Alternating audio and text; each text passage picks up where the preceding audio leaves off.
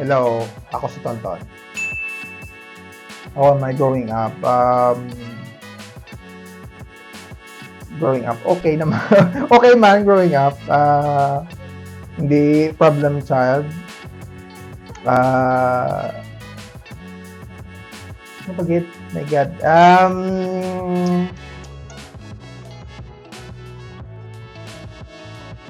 Okay man, wala man ko gagwa sa balay. Sa balay lang ko actually most of the time.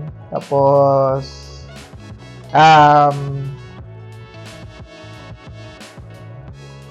more on Game Boy lang ko sang gamay ko.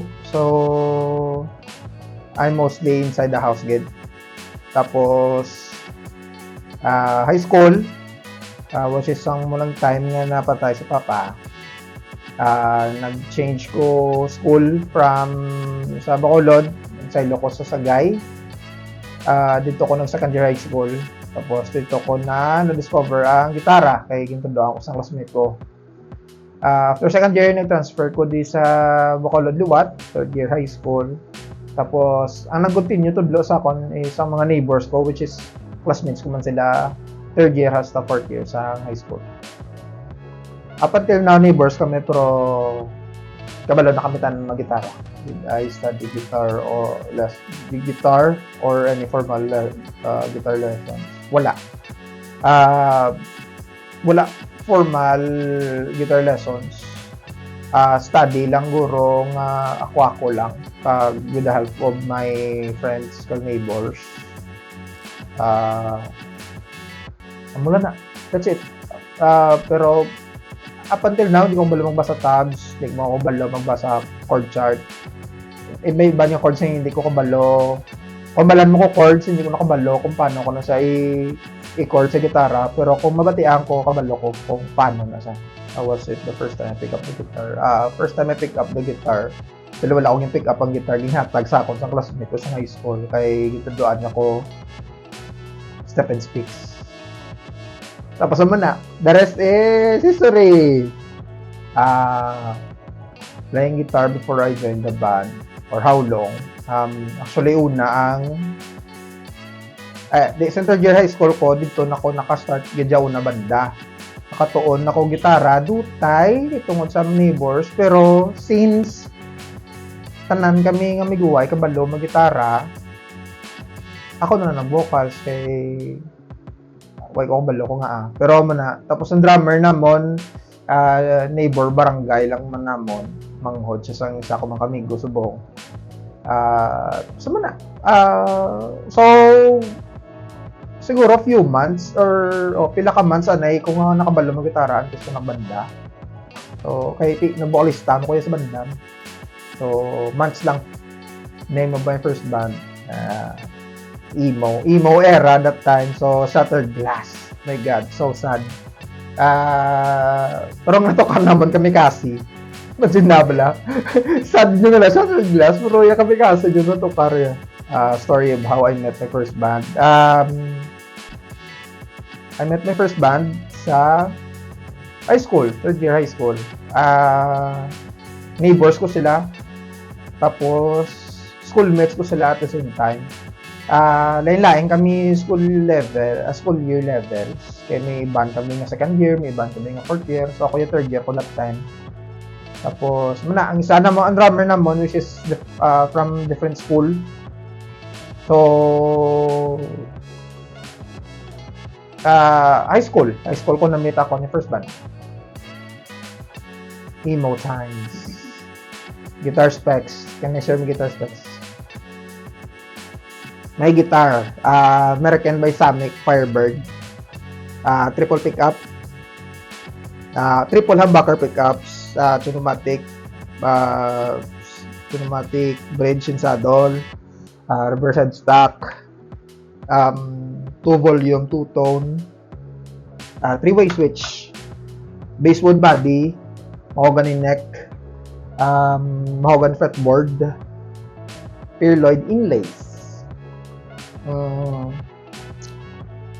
Muna na. My pedal board is consist of 2 pedals, which is Digitech Pami 5 and Zoom G3. Digitech Pami 5 for my tuning, kay galay ko sa tuning. Depende sa banda. Tapos G3 for everything. Halin sa distortion, overdrive, preamp, delay, reverb, phasers, tanan. G3 na tanan. That's it. Wala kabilog akong pedals. Importance of cleaning your gears and maintaining it is cost-wise. Kag lifespan sa inyo gear. For example, sa gitara, you need to clean your guitar tapos practice or gig. Kay tungod dasig magubaan yung hardware. Ang balhasta gakurod sa strings kag sa mga metal parts, also sa atong pickups. So mahal subong ang parts actually, kag mahal man ang strings. Kapin pag sagod ka isa ka brand kag same nga gauge. So kung brand wise kapag medyo mahal ang maintenance, so dapat tinluan tagid pero nato nga gamit. Process of how creating songs with a band is depende sa banda kung anong genre or music sa banda nga natukaran ko. Gapamati ko other bands or other artists which is playing that same genre para makakuha pagikulain pagid nga mga riffs or style, tapos i-incorporate ko sa bandang natukaran ko, and we'll see kung ma-fit ang nobra namon nga riffs sa amon. Actually most of the time gid ng collective ideas, so hindi lang ako riffs tanan, may riffs man ang iba ni members. Comfortable natin yung diba? Yes, mas comfortable ko magsulat materials upod ng banda compare sa ako lang isa. Kaya kung ako lang isa, ako po. Sorry about Mariah. Mariah is consist of Panso, Tutse, Hitski, Aldwin, Anton, Junjay. So, na-meet ko ang Mariah sometime nag-session ko sa isa ka banda. Nag-jam kami sa isa ka studio where Gobra si Aldwin or siya ang gabantay that time sa mga studio. So, kami ni Aldwin, do long time naman kami nga klalanay since classmate kami sa elementary. Pag abot to namon, gito kar sa Dam of God. So, that time, mamanang ako ng pamatian. So, sorry ako siya kung pwede kami ka-jam na duwa. So, nag-jam kami. Doon nasadyahan ko. Hagad ko ang si Panso, which is ang gitarista namin nga isa. Nagkilala na naman kami tungod sa Katumbal, which is KLC. Tapos,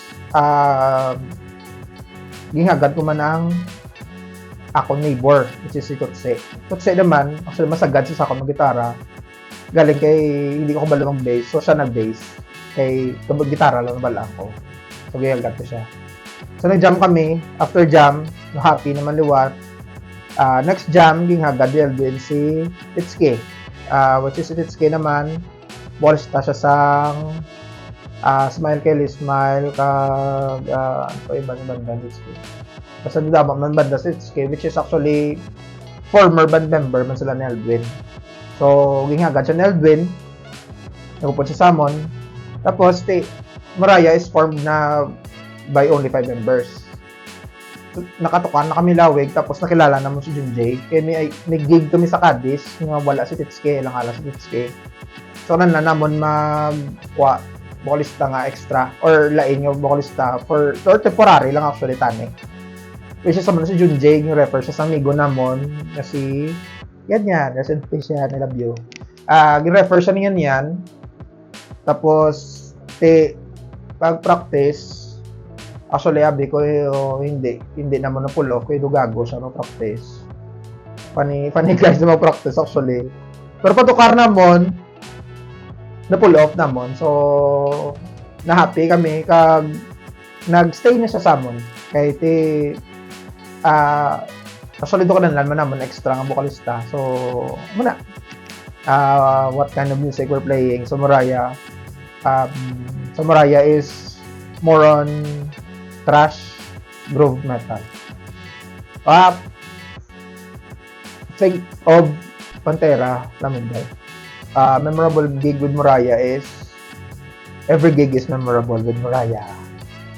Tanan nga gig happy. Basta madayon ng gig happy, ganiya dayon. Hindi lang niya happy kung hindi madayon ng gig kay tungod nag-absent ang isa ka member. Pero most of the time basta dayon ng gig happy kita gig. Story about Enclosure. Enclosure is consists of Vicente and Marky from Sureball. Which is actually Marky is with Pulsing Chunky na subong. JJ, Spending Pendulum. Epoy originally from Madeline, subong idolo na siya, and ako. We met or nag-form yung Enclosure tungod nga nagsasyon kami nga tatlo. Ako si Epoy, si JJ. Session kami sa Sureball as temporary members kay tungod may gig sila. Nga kanana nila tukaran, which is sa Cebu. So, nagtukar kami to as temporary members. Then after that, since nga do medyo that time is do nagpaway ang Sureball. So, nag-continue kami as members, diwat. Nag-continue kami nga 5 as Enclosure. Nag-ilis kami nga lang. Kasi respect man para sa Sureball. Kind of music we're playing with Enclosure is pwede ko wala makami genre kasi muna we can't say nga Christian metalcore kami tungod sa amon members nga duwa, which is Marky and Vicente. Pero siguro bambal ko do ka in between sa hardcore kag metalcore kasi that's mostly our amon nga amon nito common sound nga naobra sa sulod sa Enclosure.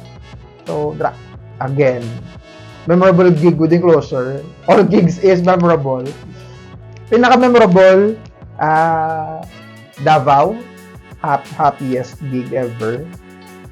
Memorable man ang Manila. It was, di man so worst, pero hardest gig ever. 3 days sa Manila. Memorable gig.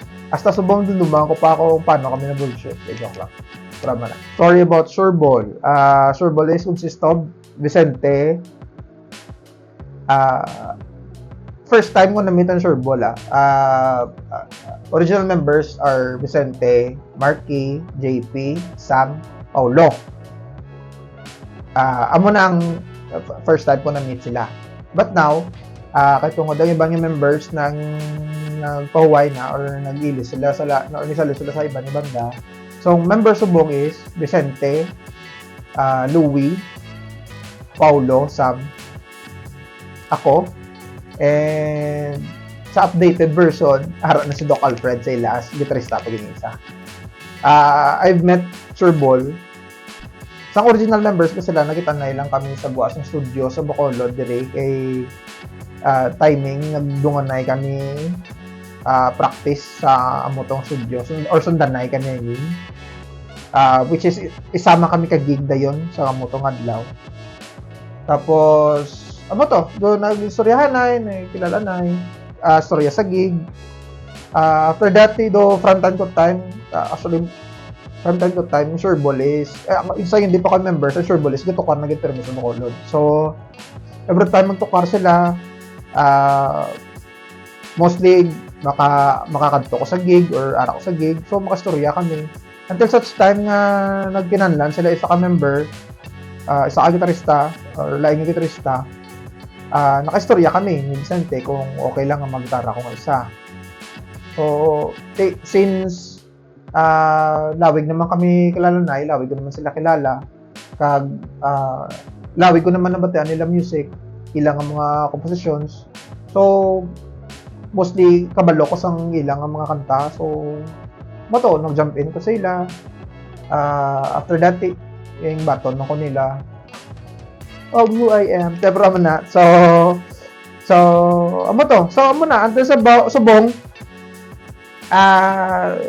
member pa man ko pero inactive kaya tungod medyo busy na. So ang active member subong nga isa is si Doc Alfred. Kind of music sa Sureball is Christian metalcore. Memorable gig with Sureball. Every gig is memorable. Kapin pa sa energy nga gina-give off sang Sureball members. Kapin pa si Vicente. Grabe ang energy. Tapos hindi lang si Vicente, the rest of the band members, grabe ganyan ang energy. Kung energy lang yung istoryahan niya, Sureball. Short story about Sister Silence. I've met, or nakilala kong Sister Silence tungod, nagabot ang time sa ilang, kananlan nila basis. Nag-reach out ang isa na ka-members, which is si Ram. Ram is my long time friend. Ang high school pa lang siya. Subong big boy na siya subong. So, friends kami gyapon. Ba man na nag-reach out sa sakon. Nga ma-base ko sa ila kay kanang nila bassist sa mo tong time kay nag-gig sila. So, ging learn ko ila music. Tapos buto nagtukar kami. It's sa Cadiz for a pre-resurgence event. It was a big event for Bacolod resurgence. So muna nagtukar ko sa ila. Then after that, nag-continue na lang ko nga nagupod sa ila since ang ila bassist or ang original bassist nila is nag-silo work. So kinahanglan niya mag silo sa lain man nga lugar kay ang iya work at ito. So muna from temporary to up until now, ako yung po ng basis nila sa Sister Silence. Kind of music we're playing sa Sister Silence. For me, it's experimental, hip-hop, rap. Since hip-hop or rap in a sense nga, vocalista naman is duwagod yung ka-legit na rappers, which is Aquarius and Flip One. Rhythm wise or rhythm section wise is experimental tungod nga gamix ang amon ng mga musical backgrounds gamix kaya hindi man kami tanan hip hop. Let's say the drummer si Japet is more of pop punk or hardcore. Makoy is more of metalcore. Ako, bassist, jazz, blues, pati joke lang ng metal. Tapos si Ram, guitarista naman, which is also jazz and joke. Si Ram, mga iyak niya mga songs. Iyak songs. Sa songs, si Ram na nagasunod solo. Pero mga iyak lang. Mga hindi talaga pagambala. Tama na. Pero so experimental kay tungod nga ngamon nga background music is the mix with sa among vocalista which is rappers or gangsta ang isa pero rappers na sa support nila sa gangsta. Memorable gig with Sister Silence. Again, all gigs are memorable. Basta para sa akon, all gigs are memorable for me. Pero ang pinaka or stand out yung mga gigs EP Lunch, memorable tungod nga natabo sa February 29. Kag it was pre-COVID, after a few weeks ng COVID na dayon. Isa man sa memorable gig ang Dumaguete Cebu nga gig. Isa sa pinakakapoy nga gig nga ging obras ng Sister Silence ever. Kag ang gig nga gimbayaran kami. Nami sa feeling memorable gid nga gig basta ginabayaran kang ginatokar mong music no amo nami na sa feeling nga gatokar ka na ko sa feeling ginabayaran ka so memorable gig. Advice sa mga bata mga start banda, first is practice, second buy your own gear, invest sa gamit.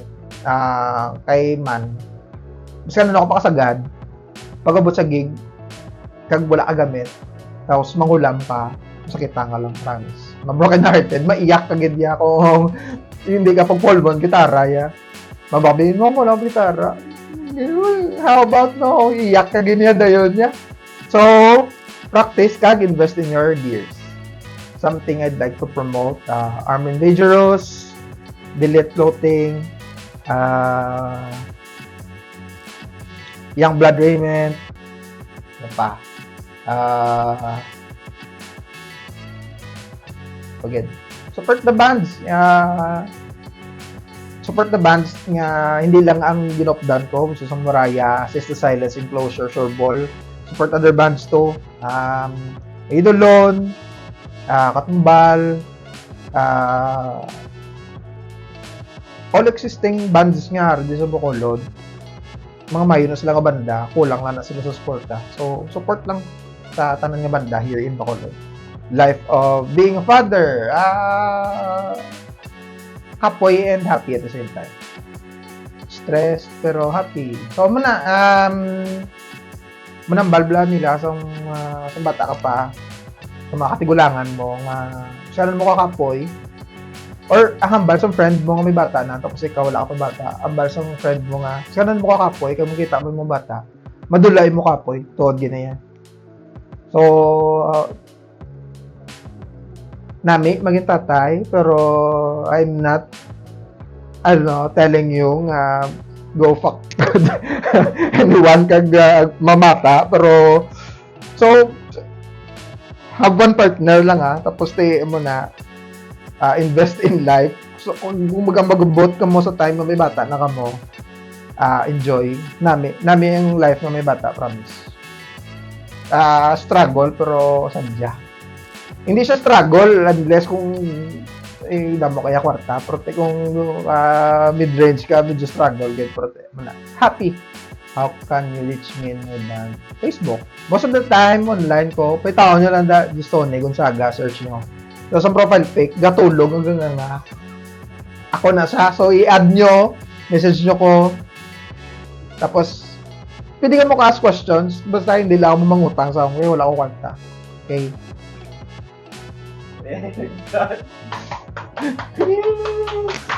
Sarap. Ano pa wala ko ginisdan akong profile pic para hapos pang itaon.